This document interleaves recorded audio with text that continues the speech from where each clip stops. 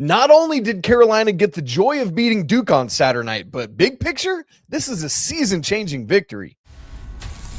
This is Tyler Hansbrough, and you're listening to Locked On Tar Heels. You are Locked On Tar Heels, your daily podcast on the UNC Tar Heels. Part of the Locked On Podcast Network, your team every day. Oh, baby, what's up? It's Monday, February 9th, 2026. Welcome into the Locked On Tar Heels podcast, the only daily North Carolina show out there. I'm your host, Isaac Shade. You're joining me at the place to get your Tar Heels content every single day, all part of the Locked On Network, the #1 sports podcast network out there. Thanks so much for making us your first listener watch to get your week going the right way. Special shout out to all you everydayers, all the members of the Locked On Tar Heels Discord, and our insiders as well. Hey, this episode is brought to you by FanDuel. The winter games are on, and there's no better way to follow them than with a bet on FanDuel. FanDuel, play your game. North Carolina beats Duke on Saturday night, 71-68. Massive. By the way, you should go, ESPN does those like win probability charts. It's one of the hilarious ones. Go check it out if you haven't seen it. This is Carolina's best start to a season since the 18-19 season. That's the Kobe White team.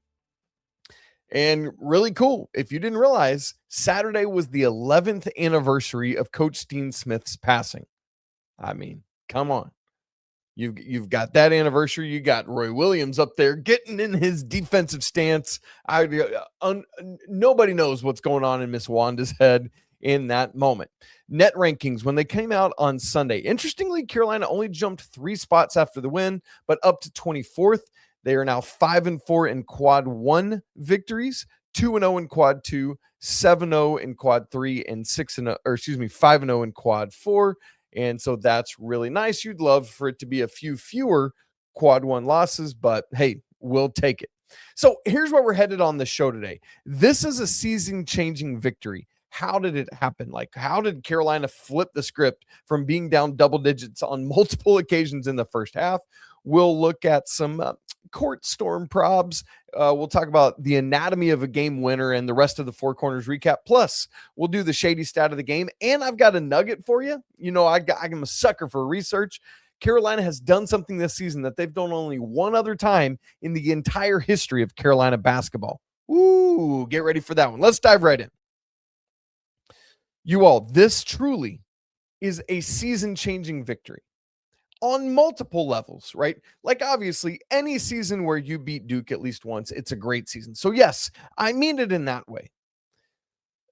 But bigger picture for this season, I mean that this win changes and raises the ceiling of what's possible. Because you take this win, you combine it with the win at Virginia, and those 2 wins help at some level cancel out the 2 California losses and the SMU loss as well. It doesn't negate them. And thankfully right now those are all quad 1 losses as well. Stanford one kind of teeters. I think it dropped to quad 2 for a couple days. So it doesn't fully negate them, but it helps make them more palatable. And frankly, think about it this way. What if I said, hey, you could win both of those California games, but you're going to lose at Virginia and you're going to lose at home to Duke? I would rather have these. I would rather have the Virginia win and the Duke win. Hands down, no questions asked about it. And then look, the truth of the matter, had Carolina won all 4 of those, we'd be having even different conversations. The Tar Heels would be in line for a 2 seed right now and would have 1 seed upside. That's where things would be, but it's not there. So this victory changes Carolina's ceiling in terms of results, of what Carolina's outcome could possibly be. It changes their ceiling in terms of seeding, both for the ACC tournament and NCAA tournament, right? Like, you lose this game, you lose even more touch with Duke and Clemson and Virginia and NC State and everybody right there at the top of the heap. But thanks to the win, Carolina is able to keep touch and bring Duke back closer to everyone. I mean, now Duke and Clemson are tied for the conference lead. And oh, by the way, they play each other in Cameron this coming Saturday. And then when you think about NCAA tournament seeding, if Carolina came into Saturday as a 5 seed, this puts them on the 4 seed line. It does. I'm very curious a lot of people will start putting out bracketology Monday and Tuesday each week after the weekend's over. So I'm curious to see where a lot of things are done. And then the other thing, it's like every time you put another result like this on your resume, beating Kansas, which looks better by the day, by beating Kentucky at Kentucky. Look, the Wildcats are a half game out of the SEC lead right now. They're playing so much better. They've won like 8 out of 9. That win at Rupp ages like a fine wine right now. All of that, the win at Virginia, each one of those is a data point that helps your profile. And then you just keep hoping you do things that don't now hurt your profile. And so that's what you're trying to do. And so and I'm speculating about NCAA tournament. We had like a couple people in the YouTube live postcast chat on Saturday asked about the NCAA tournament. Like Paul H said, what does this win mean for our NCAA tournament seed? Well, it's not just me. Like Joe Lunardi on Saturday night on his social media breakdown, he said, quote, the Tar Heels have ridden a 5-game winning streak, and Saturday's amazing win over Duke leads them to a protected 4 seed, end quote. So Lunardi has Carolina as a 4 seed now, but the key is you got to keep following up. Obviously, tomorrow's show, we'll get ready for the Miami game that's Tuesday. That's a dangerous game. I'll explain why, but you got to handle success well and keep winning. What I loved about this game is that Carolina did to Duke what several teams have done to Carolina this season, right? Like in Virginia, same kind of thing in that game. The Tar Heels were down and came back in the second half to make it interesting. Or in Stanford's case, Stanford came back and beat Carolina. Well, Carolina just did that to Duke. Fought tooth and nail to get back and win. Great resolve, great grit, great tenacity to not give up when it didn't work out exactly. And the truth is, Duke, man, had an answer for everything Carolina kept pushing. Duke kept responding. I mean, just knockout blow after knockout blow, trading them back and forth. And with the way that was going, I was like, dang, man, I just think that's going to mean that Carolina is not going to be able to get over the hump, right? It was crazy. 0.4 of a second, they ended up leading this game. So crazy. But that is all due to Carolina is battle tested. That is a strength of this team. They've had to come from behind. Like, think about the Kentucky game. Another one where Derrick Dixon made multiple plays down the stretch, just like in this one. It's great stuff. So how did it happen? Well, the second half made all the difference in the world. I'll say 3 things.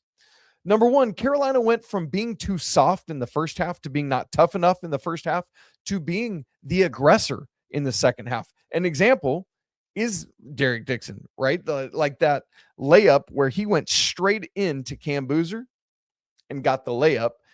I understand why a lot of people would call for a charge on that. It was a no call. I mean, I thought there was enough contact. You got to call something. If you look at it, yes, he had been waiting there for a long time, but watch his lateral movement. He is shifting left into it. Bang, bang play for certain. And if I was Duke, I'd be upset about it. I get that. But Carolina goes from not being tough enough to being the aggressor. Number 2, Carolina goes from allowing Duke to basically make everything in the first half to holding them down in the second half. Much better defense. Carolina allowed 41 points in the first half, just 27 in the second half. Carolina allowed Duke to shoot 53% in the first half, 37.5% in the second half. From 2, Duke shot 54.5% in the first half. Carolina lowered that down to 42.9 in the second half. We'll take that. And 3-pointers. This one, Carolina almost cut in half. Duke shot 50% in the first half, 27.3% in the second half. That defense found a way to get it done, and that was critical. And then the third thing that Carolina did differently in the second half is nobody in the first half outside of Caleb Wilson and a little bit of Seth Trimble mixed in did much. To then in the second half, multiple players stepping up and scoring. Example, Caleb scored 17 of Carolina's 29 points in the first half, just 6 of their 41 points in the second half because other guys were stepping up. I already mentioned Derrick Dixon's name. Think about everything he did down the stretch of this game. The multiple threes, the layup through Boozer, we just talked about. The assist. Oh my goodness, the assist, which we're going to talk about here in a minute. Henri Veesaar goes from not scoring in the first half to really, really turning it on in the second half, pouring it on, and ultimately winding up scoring 13 points and having a double-double, the 13th on the season, which leads the ACC. So Veesaar, really, he was more aggressive. He was more assertive. He went and had his way. I think a lot of that is due to Patrick Gungba being out, but hey, we'll take it. And then the other thing is, yes, Seth was good in the first half. He scored Carolina's first 5 points, I believe. But man, he kept pressing the second half, got 10 total points, including that game-winning 3. Great stuff. And that all of those kind of things are what changed it. But it was all in the second half. Different mentality. And then just briefly before we move on, the end of the game, the court storms. Obviously, I'm guessing you've probably heard John Shire's press conference where he talked about staffers getting punched and things like that. I've seen literally no evidence of it. Nobody's put out videos, and there were how many thousands of cameras on that moment, right? How have we not seen anything other than Isaiah Evans knocking a Carolina fan's phone out of his hand? Carolina's fined for the court storm. Fine, whatever. I can live with that. You don't want any bad things to happen, but like the moment was odd. You know what I mean? And so there was that. And look, here's this too. I've seen a lot of Duke people complaining that Carolina should have been assessed a technical for the court storm before the game was over. Let me say 2 things about that. Number one, the clock went to 0, the buzzer sounds, so the game, as far as everyone knew, was over. And so it's not then, in fact, an early court storm because according to the clock, the game is over, right? So you can't adjudicate a technical foul for that. However, let's just play devil's advocate. Let's say the referees did assess a technical foul. Let's play that out, shall we? Join me. Duke is down by 3 points, 71-68. If they make both free throws, which is no guarantee because they're barely a better shooting team than Carolina at the free throw line, even if they make both of those free throws, they're still down 1 point with 0.4 of a second left to go, and they get the ball at the point of interruption, which is like inbounding a ball after the other team scores. So now they're going to have to throw it all the way to the other side of the court. And so the game ultimately, like that's how it played out as they tried to get it in with 0.4 of a second, couldn't do anything. But let's say in this hypothetical, they're able to complete a pass. Since there's more than 0.3 of a second, 0.4, you can technically catch and shoot, but there's no time for a dribble, no time for a move, no time to spin around and face the basket because you got to catch it going back. There's no time for the pacer play, the Valpo play that Bryce Drew beat Ole Miss with back in 92 or whenever that was. There's no time for anything. Essentially, a foul is the only thing that would have saved Duke. But guess what? Carolina only had committed 1 foul. So even if Carolina fouled, it would have had to have been a shooting foul for them to get free throws and maybe win the game that way. A whole horde of things. So assess the technical all you want. You're still not going to win. How do you miss that you're down 3 points? What are we talking about? It doesn't matter. Okay, you know what? I wish in the handshake lines, which I know didn't really happen much, I wish Seth Trimble was just signing and handing out free Ben and Jerry scoops to all the Duke players and staff, just salt in the wound, just rubbing it in, right? Like, do you want an autograph from the guy that just won the game? You do? Here you go. Come get some free ice cream, courtesy of me at my shop, right? Like, incredible. That would have been incredible stuff. Okay. How did this final play, by the way, of Seth Trimble play out? How did it happen? How did it come together? I'll lay that out for you. The anatomy of a game winner and the rest of the Four Corners recap coming up in just a second. Right after I tell you about FanDuel, the Winter Games are officially here. You guys, I love the Olympics. I geek out on the Olympics every single year, so I'm so happy. So if you're anything like me, you're locked in for events. You only get to see the biggest stage every 4 years, and so you want to be part of it. That's why following the Winter Games on FanDuel just makes sense. From medal counts to individual events to finding your angle on the sports you care about most, FanDuel gives you way more options to stay connected to the action. Speed skating races decided by inches, hockey games that feel different right from the opening faceoff. Carolina Breezy, what's her last name? I've lost it. Won the downhill Alpine by like 0.04 of a second on Sunday. Crazy stuff. So FanDuel keeps the entire Olympic experience engaging from start to finish. They've got odds for the most gold medals. Norway leads at minus 270, followed by I almost said Carolina, by America at plus 260. Most medals, same thing. Germany minus 270, USA plus 380. Germany's next at both, and they're nowhere close. Get in on that action because the winter games are on, and there's no better way to follow them than with FanDuel. FanDuel, play your game. Thanks for making Locked On Tar Heels your first listen or watch of the day. And thanks for making Locked On the #1 sports podcast network out there, man. It's all because of all of you guys. And look, you're already a true diehard Tar Heels fan anyway. So why not go next level with Locked On Tar Heels with our Everydayer Club, where you get all sorts of cool perks like exclusive newsletters, a 15% discount to the Locked On merch store. Check it out. That link is in the show notes. It's time for the Four Corners recap. And it has all the more meaning this time as this game, again, was played on the 11th anniversary of Coach Smith's death. And this is a way we honor him in his famed Four Corners offense with our Four Corners recap.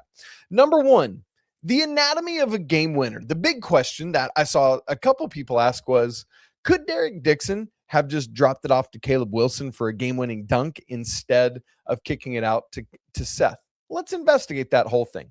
So the play develops by Caleb Wilson setting a screen that gets Cam Boozer switched onto Dixon. Boozer's initial step is you can go back and watch it at quarter speed or half speed. You'll see all of this unfold. Boozer's initial step back as Dixon kind of floats toward the wing off the screen is back to kind of drop coverage. But then it's like he quickly realizes, oh, this is Derrick Dixon. I've got to recover to him because he's been popping threes. Well, Derrick Dixon, look, Cam Boozer's great, but Dixon easily gets the corner around him. And at that point, there's like 5 seconds left. Boozer's essentially out of the play now. He's behind Dixon, and there's no way he's going to get back into it. Well, so as Derrick beats Boozer and gets around the corner, you got Caleb Foster over in the corner by Carolina's bench guard. He helps off, comes to the front of the rim, great verticality. He's straight up and down. At the same time as that happens, Malik Brown leaves Caleb Wilson out on that same side wing, on the bench side wing, and comes crashing down the lane beside Foster to also wall off. And so because of the angle that those guys have, I truly don't think Derrick Dixon could have threaded a pass between them, a bounce pass to Caleb crashing off the wing for a game-winning dunk. I don't think he had the space for that there. Now, maybe he could have wrapped, because Foster is right in front of the rim. Maybe Derrick could have wrapped a pass around him, like on the baseline, and bounced past behind him to find Caleb cutting for the dunk. Because honestly, at this point, Caleb is wide open on the other side of the lane. But as he does eventually pass it out to Seth, you see Caleb kind of start to put his hand up and it's like, no, don't touch it. Please don't touch it. If you tip it, nothing good's going to happen. However, here's the other part of the issue with that. Isaiah Evans is on the wing on the same side that Dixon is attacking. Isaiah Evans leaves Jarin Stevenson in the corner, and as he gets to the rim, uses his left hand to take away Dixon's left hand. And so Dixon has to move back right, and there would have been no way really, physically, that he could wrap or pass around with his left hand to Caleb. It just wasn't there because of how Evans crashed and took it away. So Dixon has to move back right. He doesn't have any momentum to the left, to the baseline, to maneuver the ball that way. Now, the other thing, too, is if you notice, Dame Sarr had left Henri Veesaar at the top of the key and was realizing what Caleb was doing, cutting down from the wing. And so Sarr is coming from behind to try to knock that off. So even if Dixon had found a way to him, there's a chance. I think Caleb could have maybe dunked it before Sarr got there, but Sarr might have been able to block that ball from behind, and then you don't win the game. I don't know about that. But all in all, I think my answer would be no. I don't think Derrick Dixon could have actually gotten it to Caleb for the dunk. I think he made the best play. I still don't see how he saw this pass. It's crazy. It's crazy. It's crazy. But what a pass and what a finish from Seth. Number 2 in the Four Corners recap. It was a bad night for the all Caleb Wilson can do is dunk crowd. I've heard this from multiple people like, oh, Caleb Wilson's just a dunker. Well, maybe so because he's leading the nation in dunks, and I get that. And also, you can make a very fine career for yourself with his level of size and athleticism if all you do is dunk. Thank you very much. But the reason this was a bad night for the Caleb Wilson, that crowd, is because this was a game where he had 0 dunks. No dunks and scored 23 points. But sure, all he can do is dunk the basketball. In fact, Henri also didn't have a dunk. So it was the first game all season where neither guy had a dunk. There was a couple other games, where Caleb didn't have a dunk or Henri, but neither were not a game where both of them didn't. So that's kind of crazy. But Caleb, 8 of 12 on field goals, 1 of 2 on threes, and 6 of 6 from the free throw line. But again, sure, all he can do is dunk. And oh, by the way, all he can do is fill out the rest of the stat sheet as well. It's like that argument holds no water because this dude is out here making tough shot after tough shot after tough shot. Frankly, shots that Duke was probably more than happy to live with because he's not dunking the basketball. But he's just hitting them, man. Caleb Wilson is a tough shot taker and a tough shot maker. Really, really good. Number 3, Jarin Stevenson guarding Isaiah Evans, at least starting out on him. I thought this was a masterful decision by Hubert Davis. Jaydon Young had been in the starting lineup for the last 4 games. And when the starting lineups come out, you see Jarin Stevenson's name back in place of Jaydon Young. I thought, and I've talked about this elsewhere, but I thought what that meant was that Coach Davis was going to put Stevenson on Cam Boozer so that Caleb didn't have to guard him and risk picking up early fouls. And along with that, I thought Seth Trimble would guard Isaiah Evans, that Derrick Dixon would guard Caleb Foster, etc. But that's not the way it played out. The reason Coach Davis inserted Jarin into the lineup was so that Jarin could guard Isaiah Evans, Duke's second leading scorer, at however many a game. Evans does well in the first half. 9 points, not explosive or crazy, but 9 points, that's 18 if you double that up. When it was all said and done, he had a grand total of 11, meaning he scored just 2 more points in the second half, Isaiah Evans, for the game. He got 11 points, but he needed 14 shots to get there.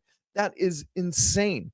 Insane, I tell you, and was just 1 of 4 from 3. That was the thing. Can't let him get going from 3, and Carolina didn't. And that was all because Coach Hubert Davis decided to use Jarin Stevenson's length and athleticism and defensive capability on Isaiah Evans. Now, obviously, in this day and age, you switch a lot, and so it wasn't just Jarin, but man, as primary defender on him, really, really good stuff there.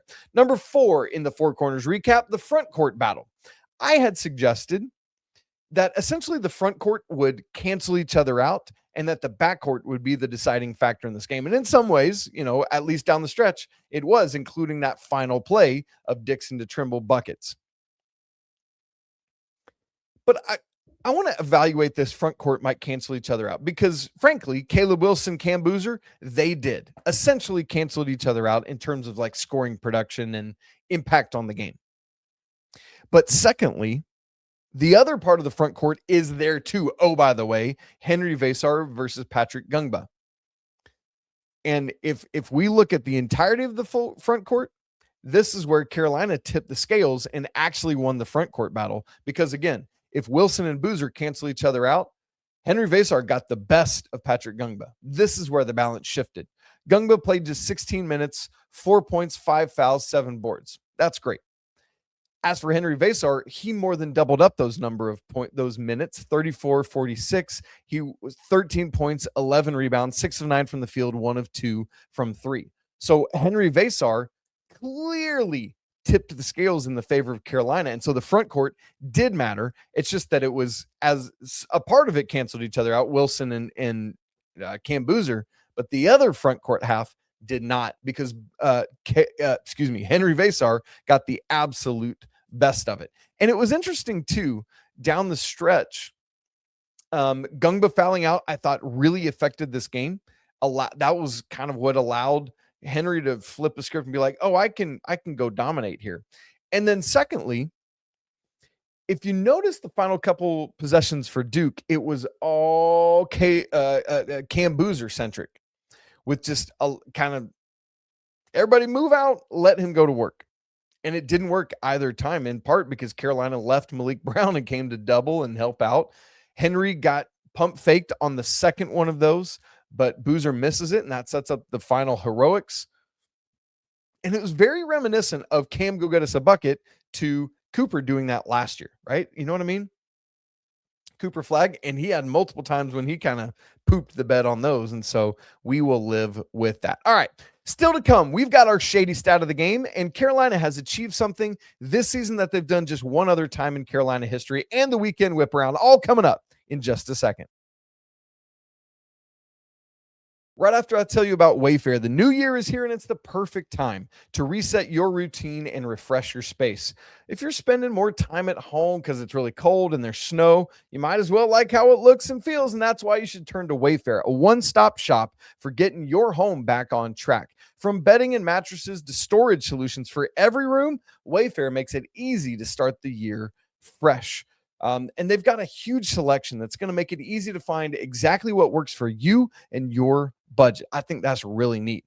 We, the Shade family, we just repainted our living. I should say, excuse me, my sweet wife repainted our living room. And Wayfair was a great option to get some new decor and accent pillows, which completely change how that space feels. It's so neat. I love the color and I love everything in it. It's cleaner, it's calmer, it's more put together. It's great.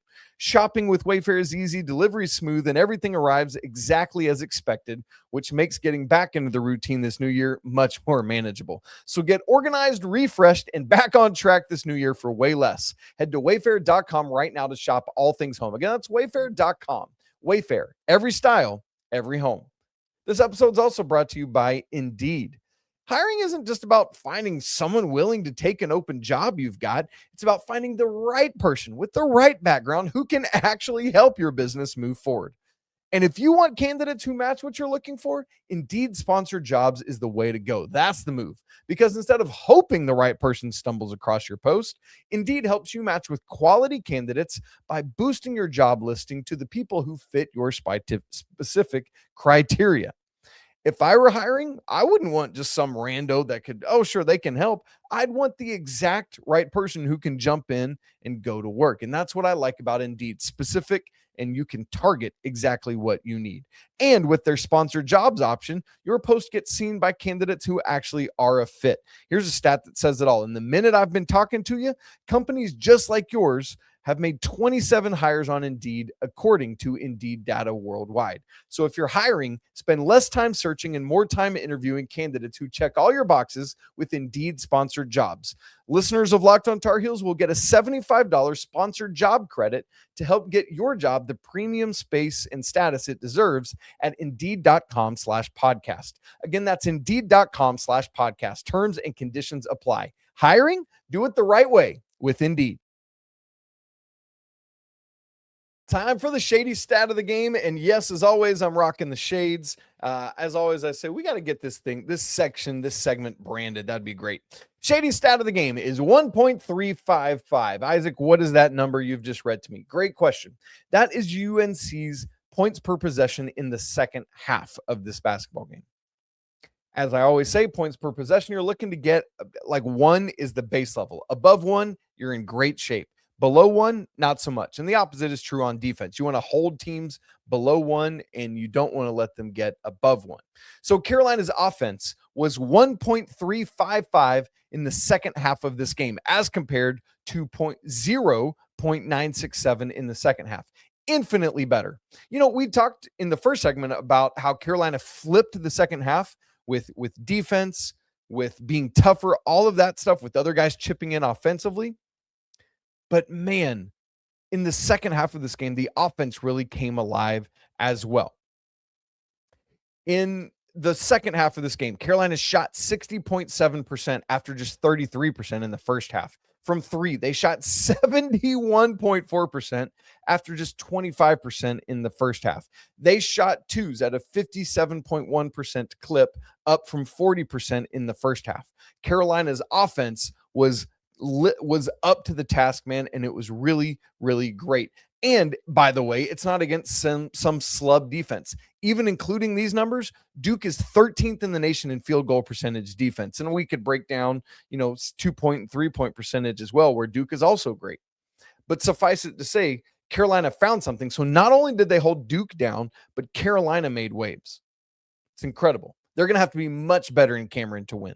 I'm just right now telling you that. That's truth.